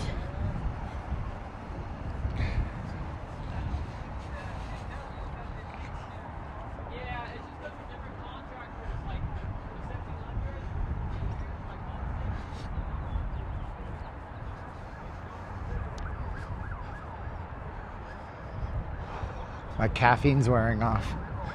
That's fun. Back in downtown Summerlin now. What is that? 13 Tesla? I haven't been counting, but that'd be 13. There's probably another 10 that I missed, so we're way over the over-under for Teslas. Phoenix is nice. Scottsdale's beautiful. Such a neat little place. It's kind of like Laguna with no water. Gorgeous little town.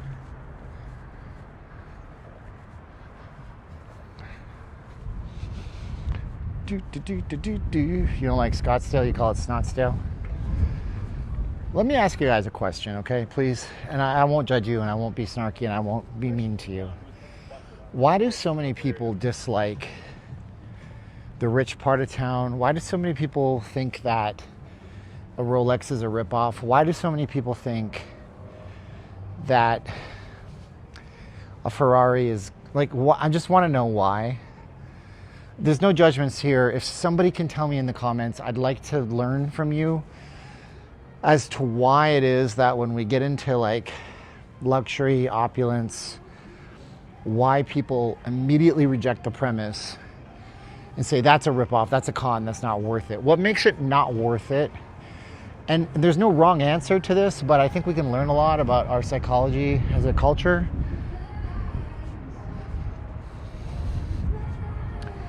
Trust funders are why USA stinks. Ferrari is but you gotta give me a reason why. Like, you can throw out a thing and you can be like, see this Mercedes-Benz? Absolute dog do. Garbage car. I'd never drive it. And I'll ask you why. Why? That car drives like a cloud. It's got every single amenity you could ever want. It's got a great sound system. Why is it trash? You gotta give me that why, and it's okay. Like, your why is fine. Like, I'm not gonna tear into you. I promise you. I pinky swear you. Okay? Because it is depressing doing boring car-dependent suburbia at its worst. Okay, value for the money or lack thereof. Maybe the have-nots hate the haves. I don't know. This is what I'm trying to sort out in my head. I had somebody on my other channel tell me that I'm a out-of-touch rich guy because I was talking about a topic and I was talking about a thing, and they said, you don't even know the price of the thing. You're an out-of-touch rich guy. It was actually about fast food. And I said $3 burgers. He says, there's no $3 fast food burger. You're just a rich trader. You're out of touch with reality. I'm like, buddy, I used to go to McDonald's not even 2 months ago when I was not on my diet. I'd buy a McDouble for $3.59. You know, like, so there are those things out there, but they immediately think that you're out of touch. You don't know anything. I don't know. I'm just trying to figure it out. So let's see what your comments are. Okay. See what we got here in the comments, okay? High maintenance, okay. Maybe the have-nots hate the haves. Unprecedented wealth disparity leads to jealousy and resentment. The wealthiest people I know drive Toyotas. Bernice says, to some people, you have a roof over your head, you're rich. That's true in some parts of the world, yeah. You should feel grateful, is what I feel. You should feel grateful for your blessings, but you don't need to be sad. You don't need to be, what I'm saying is, there's no reason. And by the way, mods, if anybody blocks Bernice, I'll be really pissed. You won't be a mod anymore. I can see it. Like, I can see it on the screen right here. So don't block Bernice, okay? She's got an opinion, entitled to it, just like you. Getting prepared for the Ducks tonight in Anaheim. Tickets are more expensive than the Kings and Lakers games. Wow. I think some people are just jealous and want to criticize what they don't have. Wealth does not have to mean money. That's true. Some folks like me value their money. I'd rather have $25,000 paid for than $250,000 in making payments with money left over from other luxuries. Scottsdale Laguna without water. It is, isn't it, Robert? It's like Laguna without water. What's up, man? All types of wealthy people, just like all types of poor people, all types of immigrants. You know, I know some wealthy people who are Christians that go to church every single week, pray before they eat, giving an incredible amount of money away. How you doing, Steven? Oh, hi. What's your name? Chris. Nice to meet you, Chris. Nice to meet you. Yeah, you can come over if you want. You did? How was it? Is it good? Yeah, highly recommend it. Oh, see, live review of 1K a day. Thank you, Chris. I appreciate it, man. Send me an email. Yes, I will. Yeah. One of my students in real life. Mind blown. He said it was a great course. You should buy it today. Go buy 5 copies. You don't need 5 copies, just buy 1. There you go. Put the code in twice. Chris says it's good, and he's a live person walking around downtown Summerlin, so I guess it's going good for him. Downtown Summerlin is interesting to see from Google Earth. It's 70% parking lots. Looks like it, huh? Shops, but no shoppers. Shill. See now, Bernice, I just gave you all the credit in the world, didn't I?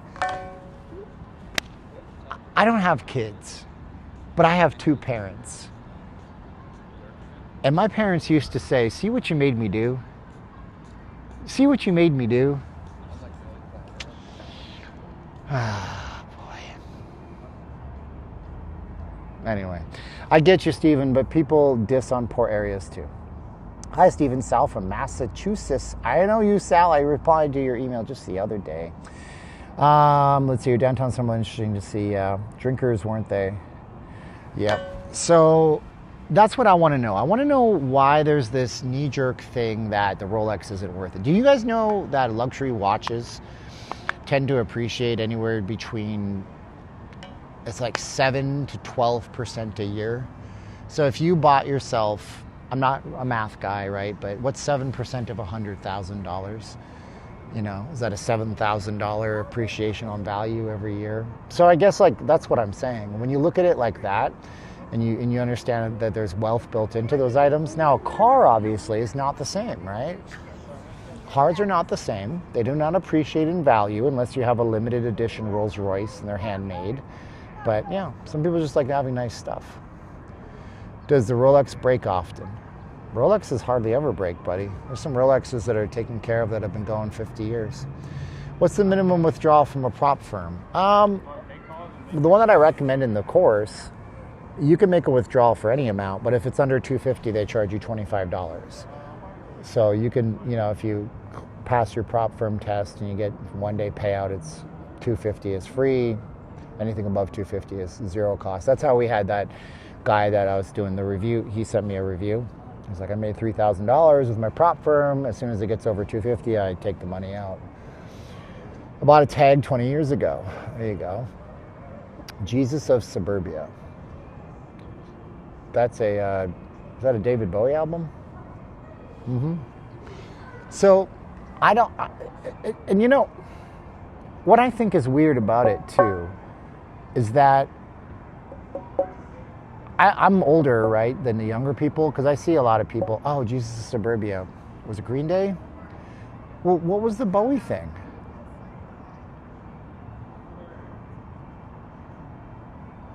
The Buddha of Suburbia. It was the Buddha. That's what it was. It's the 19th album by David Bowie. Jesus of Suburbia came way after. So I guess Green Day liked the title so much that they took it. What was I saying? I'm older, so I grew up in a time when it was more like we aspire to get there. But see, I'll tell you a little bit about my upbringing, okay? So I've said this before on the channel, just so you can understand where I'm coming from.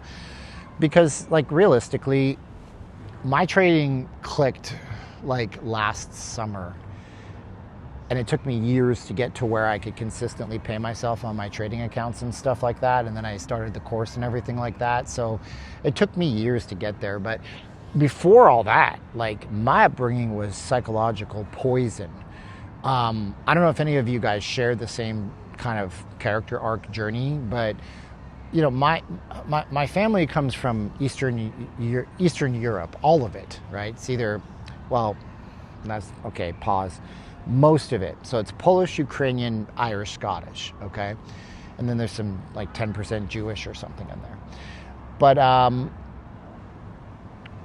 my father's side of the family, it was you get a job as a teacher. So I got aunts that were teachers, uncles that were teachers, and then my father, he was just a hard-working guy with no education, and I love him, and he never did once not support us. But on my mother's side, it was psychological warfare against us. From the day we were born, it was always hoarding money, afraid to spend, and people like us in life, we just get by. And that comes from the old country, right? Because my mother's side was 100% Ukrainian. And the Ukrainians came over to Canada in the early 1900s. And they were on some kind of weird program with the USSR, and they were just lied to. Right out of the gate, the Ukrainians were lied to get to Canada. They put them up in northern Canada. They told them that there was a 9-month growing season. Heavens to Murgatroyd. Let me show you how much of a 9-month growing season there is in Canada, right? I don't think I have it on this phone. I don't have signal on my phone, unfortunately, but it snowed 20 centimeters in Calgary, Canada, which is 500 miles from the U.S. border. And the Ukrainians moved to Canada. They were 1,000 miles away from there, north. So they were lied to. And, but they brought their, always just people like us don't get big and successful in life. And then I was taught that forever. So my whole thing has been a struggle. I remember walking through Best Buys and Fry's Electronics when it was still open, so depressed because I knew I would never be able to ever afford that thing because that's just not for people like me. And it is the hardest prison in the world for you to bust out of if you're like that. It's the worst thing in the world. And it's imagine that you're a piece of vinyl, a record, and the vinyl has no say over what gets pressed into it, when the vinyl's smooth, right? And then the factory presses Michael Jackson Thriller into it, or the factory presses Glenn Campbell, just two completely different types of music. There's an old reference for you with the Glenn Campbell.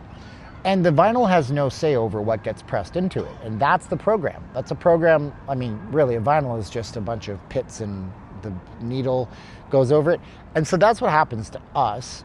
We get this psychological thing in our heads, you know, and we get locked into whatever we were told from age 0, first day on the planet, you come out of your mama, all the way to about age 12 or 13. And then that's it. And then you live that pattern and it manifests itself and the record plays, even though you think you can change. It is one of the hardest things to do, to bust out of that prison that you have for yourself. And it's not just scarcity mindset, mind you. Like, if right now in your life you are bowing down to everybody and you never have anything for yourself and you please other people, you're a people pleaser, that's your psychology that was installed on you. And they say, like, for example, they've done studies on this stuff. And now, by the way, can I get a comment whether or not this is even interesting? Can you just tell me if this is even 1 iota? I know there's going to be one person that says, shut up and go to the strip, and I will not ban you, but that's fine. So what's I don't even remember what I was saying just now. I was talking about something. Do you have anything where we can open an investment account with you and you can trade for us? No, I don't do that. And there's right now somebody who breached another, I can't say. Somebody got a list of people who watch Vegas YouTubers and they're emailing you pretending to be me. So I will never trade for you. I don't want your money. I'm not an investor. I would be breaking the law doing that because I don't have my certificates to invest for you. I don't do that. I teach you. They will come to you. They will pretend to be me. They will pull you into WhatsApp or Signal or Telegram, and then they will pretend to be me some more, and then they will convince you to send them either Bitcoin or PayPals for thousands of dollars, and that is not me. I will never ask you for your money. Don't believe the hype. So yeah, they did psychological studies. Thank you so much for getting me back on track. And they looked at kids who were born into households where the households were in the top 10% of the income spectrum, and they did ones where the households were in the bottom 10% of the income spectrum. And what they found is that the kids who are raised in the top 10% of the income spectrum, they're told yes more than the kids in the bottom, because the kids in the bottom are, Mom, can I have that? No. Mom, can we go to this Disneyland? No. Can we do this? No. So they're told no so many times that no becomes the normal. And then even if they do break out of the poverty, then now they're running, what do they call that? It's called a cognitive dissonance. It's where like they can't relate to the fact that maybe they're making $5,000 a week. Money's not a problem anymore. They can't spend anything, because they've just been programmed. No, no, no, no, no, no, no, no, no. And it's like, it's a terrible trap to be in. It's not good. I wouldn't spend $1 on Las Vegas Boulevard until crap changes. My coworker said she got breakfast burrito and a cup of coffee and spent $50 somewhere on the strip. Probably Fontainebleau. They're famous for having some pretty high dollar things in it. So that's my thing. And so I had to take leap after leap after leap on myself, and I had to like change. And one of the things that I changed was just like how I see things and how I look at things and how I view myself. There's a really good book called Psycho-Cybernetics. It is not an easy read, but it's written by a guy who was a surgeon in Germany, and then he became a psychologist because he noticed that he would do cosmetic surgery. He was a cosmetic surgeon, I should specify that. He would do cosmetic surgery on people. Somebody would come in and say that their earlobes were too big, and he would make their earlobes smaller and smaller. And he's like, I could remove your entire earlobe and just have the bone, and you would still think your earlobe is too big. What you see in the mirror is different than what everybody sees about you. And then he said on the other side, there was these military cadets that would battle with sabers, and they would get scars from the sabers. And so on one end, you have people that say that they see physical imperfections and they feel bad about themselves. But on the other side of things, you have people in this military school that see physical imperfections and feel good about themselves. So it's like, how do we vision ourselves? What do other people see in us? What do we see in us? And what we see in us is oftentimes a negative reflection that somebody implanted with us in the past. So let's say you get a windfall of money, but you've been told that people like us, we can't be rich. You're going to philander and piss away your money faster than you possibly know it. In 2 or 3 years, even if it's millions of dollars, you're going to be working at the Walmart again, complaining and bitching and moaning about everything. Because money and wealth is like, it's like a thermostat, you know? I think Bob Proctor taught this, or maybe it was Brian Tracy. Bob Proctor's dead. I don't think Brian Tracy died, but he's like 90. And he was talking about a thermostat on your wall. Now, how does the thermostat on the wall work? Well, I mean, it's set. You say you want it to be 78 degrees Fahrenheit. And if it's too cold, the thermostat kicks on your furnace and it raises it up to 78 degrees. And then the furnace goes off. And then if it gets too warm, the AC comes on and it lowers it down to 78. So then you have to ask yourself, how much money do you think you're actually worth? Because they've done studies on big lines, sales lines, like, for example, maybe MetLife back in the day, insurance agents, AIG, Progressive. And they will have people that set a goal. That's what my New Year's resolution is that I'm going to make 6 figures this year, $100,000. And then the salesperson will go on a run, and they'll sell policy after policy after policy, and they'll hit $100,000 in April. What do you think happens in April, guys? What do you think happens in that scenario? So here's the scenario one more time, because I've been going on and on and on and on. Here's the scenario. Salesperson says, I want to make $100,000 selling life insurance this year. January 1st. By April, they hit $100,000. What do you think happens next? What do you think happens next? Tell me in the comments below. After they make their $100,000 in April, what do they do next? Steven, I think you should do a podcast where you interview Vegas entrepreneurs, performers, and YouTubers. They don't like me, and I'm fine with that.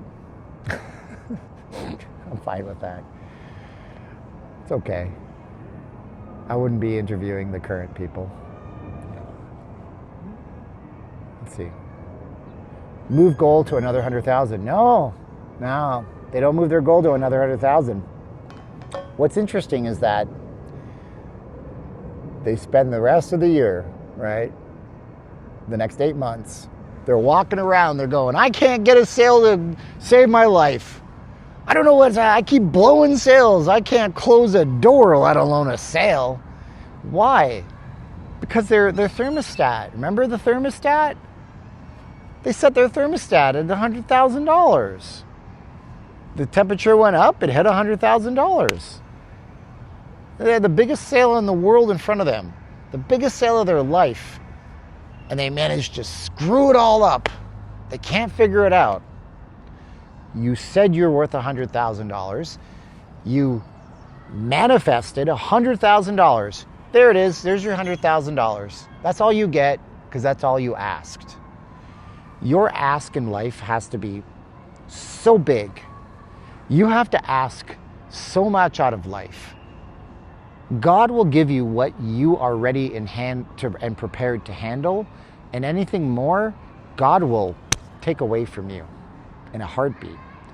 But your ask in life has to be so big, so over the top, because if you don't, you're going to sit there getting exactly what you ask for.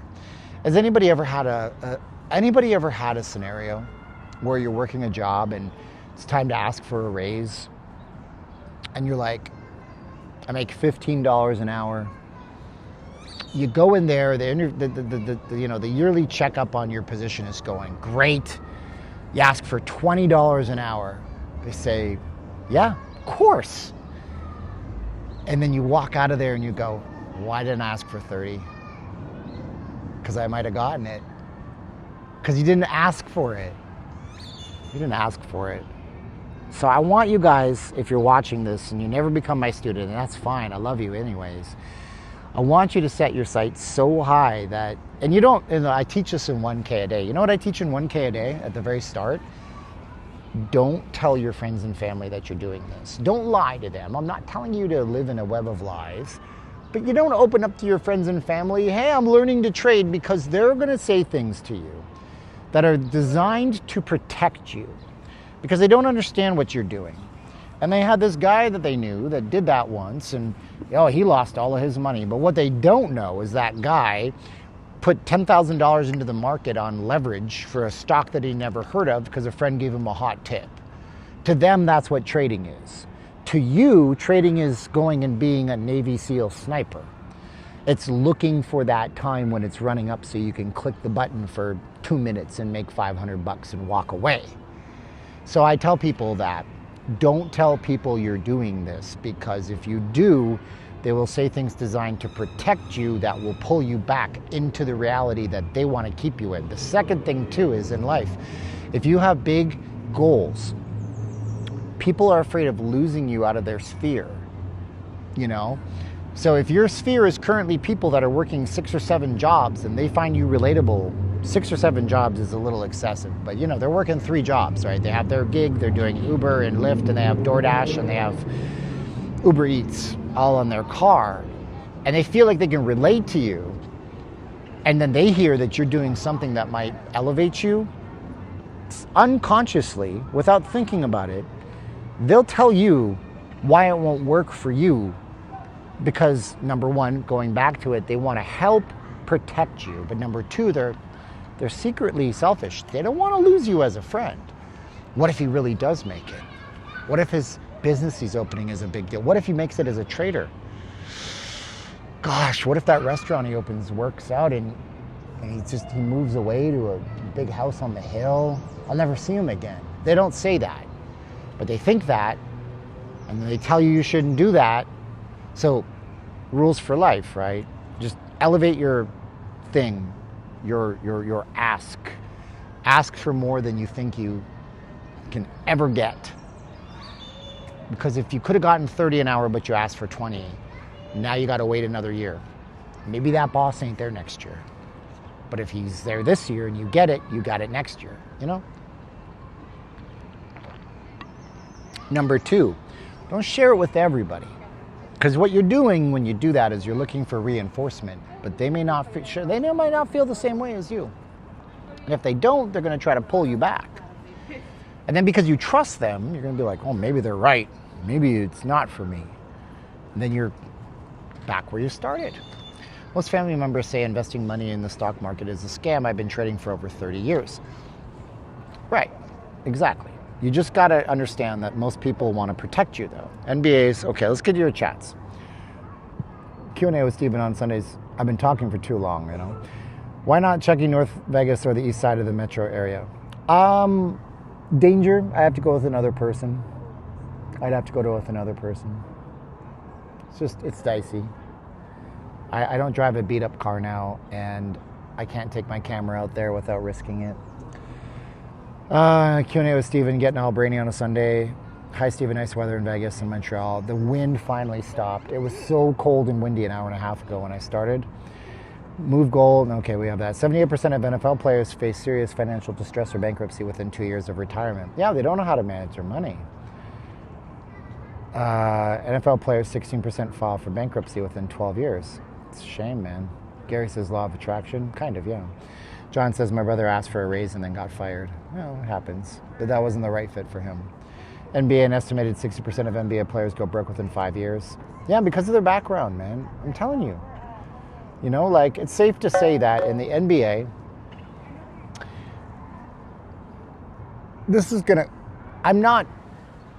first of all, I'm not a racist person. Like, I'm married to a person of color, and growing up, my best friend was this black dude from Sudan and stuff like that. So let's just put that out the window.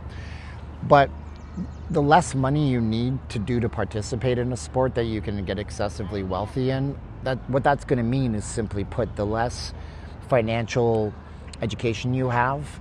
So play basketball. You don't have to have a lot of money. Hockey, you have to have a ton of money to play hockey, so the cost of entry is a lot higher. So statistically speaking, most kids that are able to get to the NHL right now are coming from families with 6-figure incomes, but most kids getting into the NBA are coming from families from some of the poorest parts of America, or the world for that matter, because all you need is a ball and a net, and then a little help from a school that can put you into the program and pay for things for you. So they don't have the financial background because they come from a lower socioeconomic status, right? So then they go into the NBA, they get signed to like an absurd, 8-figure contract, get hurt, come out of it, not know what to do with anything. They get an NBA Players Association pension, I'm sure of it, and they have enough to sustain themselves, but they don't have enough to live the lifestyle that they've adapted to. And again, it's because like when you come from a background where like your cost of entry is so low, yeah, I'm pretty sure your mom doesn't have very good financial management skills when, you know, like, and that's what it is if you think about it. Pro players don't know they have to pay 35% in taxes. They don't have to pay 35% in taxes, though, that's for sure. If they have a good tax account, they ain't not paying 35%. You know, buy some stocks, buy some bonds, take a loan against the stocks and the bonds. You know how that works, right? Like Jeff Bezos doesn't pay taxes. Why doesn't he pay any taxes? Well, Jeff Bezos takes an $85,000 a year salary or something. And don't quote me exactly on that. Bezos takes an $85,000 a year salary. It's right under a level where his income tax status would escalate. But then what he does is he takes his stocks and bonds and he goes to a bank and he says, I want to buy a super yacht. Here's $1 billion worth of equity in bonds that I have with Amazon and stocks. Can I have $400 million as a loan? Sure you can, Mr. Bezos. Here's a loan. Spends the loan on that, pays back the loan, never pays income taxes. God bless America, I guess. It's just what it is. Glad to see you in my backyard. If you live off your gross, you'll die by the net. I would like enough financial comfort to be able to buy an ultralight airplane. Wow, that's an awesome goal, man. Your mom goes to college. My mom, I think she graduated high school. People who ask why Jeff Bezos doesn't pay his taxes shouldn't be able to vote. No. That's a pretty extreme stance, ex machina. Ex machina is not machina, right? I said it right? Rich people don't pay that because the tax code is written that way. I will point out, they want you to be angry about this, okay? So when you're angry, you're not paying attention. Like right now, in about 2 seconds, if my camera was pointed in the right way, you guys wouldn't be paying attention. You can't see because of that. You're not paying attention. But wealthy people do pay the majority of taxes in America for the most part, but a lot of them play those hoops. But here's the thing. The same people in the government that want you to get all upset that rich people don't pay any taxes are the same people that aren't paying taxes. For the record, who do you think was the one man in American history who wrote the biggest check to the IRS? Take a guess. Throw out some names. Some of you guys are going to get it. Who do you think is the one man in the history of taxpayers in America that paid the most in one single check, writing out a check, say, here's my tax, I'm paying it? Who do you think it was? Trump? No. One Trump. Who's Perot? Perot. Wasn't Rockefeller. It was Elon Musk. Sal wins. We have a Tesla Model Y Plaid Edition on your way to your house tomorrow. I get tired of the old argument that repeatedly gets debunked. The truth is that the richest 1% pay for 90% of the entitlement programs in America. That comes to you from the Tax Foundation, which is a government entity that isn't controlled by any president. It's just the truth. Not upset, just too many loopholes for the rich. But that's my point. The people who want to close the loopholes, at one point, their party is going to hold the presidency. So they're going to hold the executive, they're going to hold the legislative level, they're going to hold all three chambers of government. Then they can change the tax code, but they don't.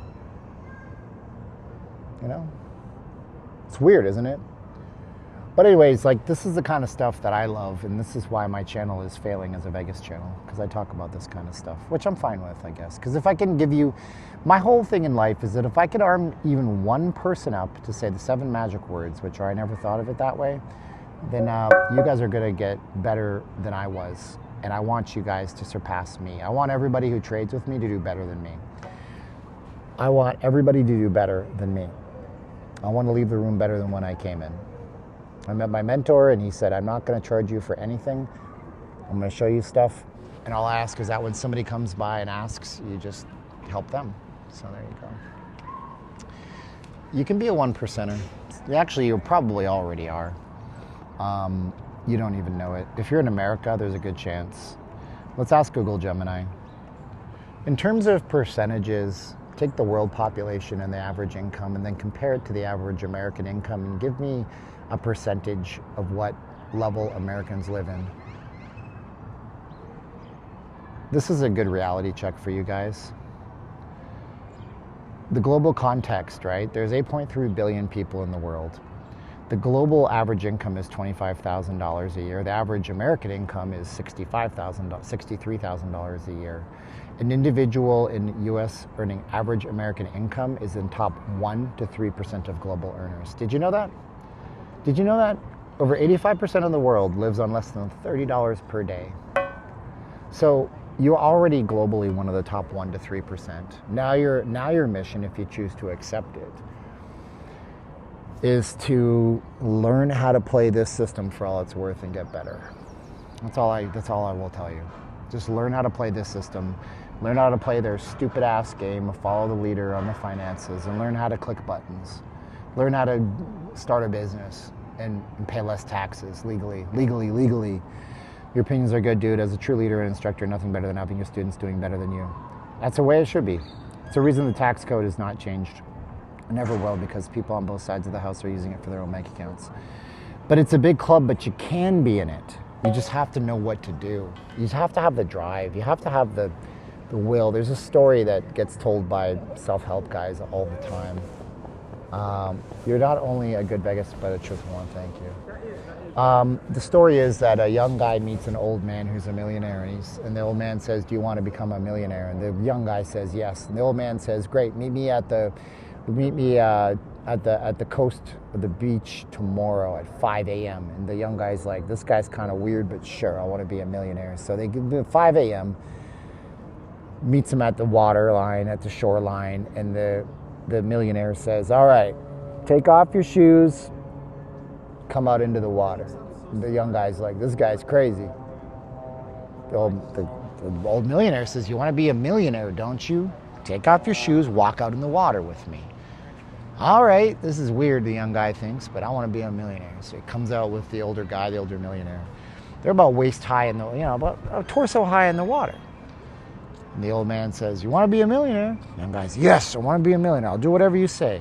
So the old man takes him by the back of his head and he plunges the young guy down into the water, holds his head underwater.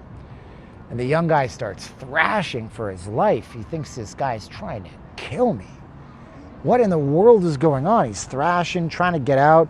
Finally grabs the little guy's arm, smacks him up, gets up. "What the hell you think you're doing, old man? You're freaking crazy." The guy goes, "If you want to be a millionaire, you got to fight for it like you just fought to breathe.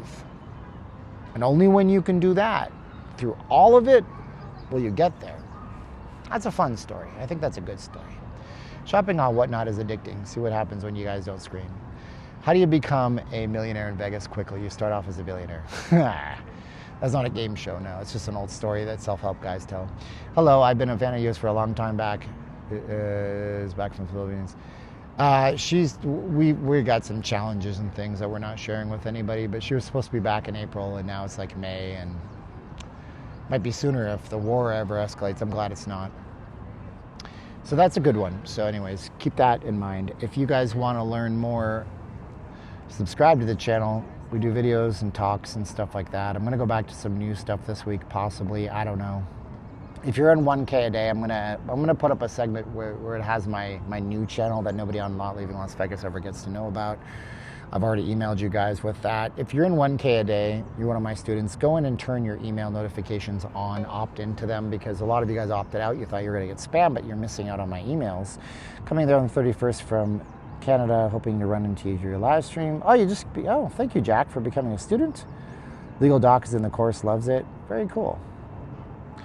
All right, well, guess what, Chuck? I need to go and buy a door sensor for my door at home, because I want to have a door sensor on my garage for my alarm system. I'm going to install that. I'm going to walk over to Best Buy and stare at stuff that I probably don't need. I don't even know why I do this. I always end up buying something. It's very addictive. I'm a consumer to the nth degree. 5-0 Buffalo. Buffalo's going to win that series. I'm so happy for them. I'm not a Bruins fan. They break the hearts of the Leafs every year. Oh, thank you so much, Lucy. I appreciate it. Thank you, students, for being my students. Thank you, everybody else, for watching. If you took one thing out of this, it says you got to set your sights up really, really high. Don't share as much with your friends and family.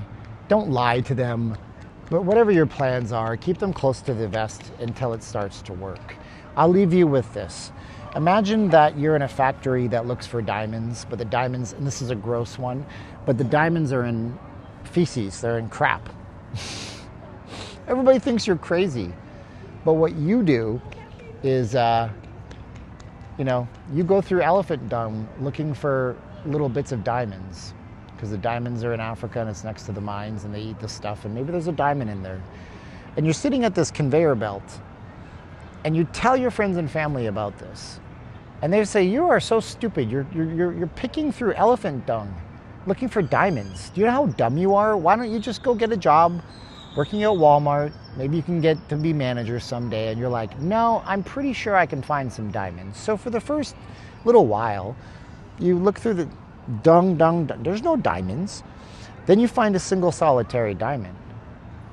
Now, wouldn't it be better to tell your friend and your family member when you find the diamonds about what you've been doing? Because if you tell them afterwards, you're going to be like, hey, look, I got all these diamonds and I'm rich now. They say, how did you get diamonds? Oh, I know it sounds crazy, but they've been getting rid of elephant dung and putting it on this conveyor belt, and all I got to do is pick through it, and now I have $1 million of diamonds. That's the most ingenious thing I've ever heard. I can't believe you did that. Versus telling them about it before you even have a single diamond.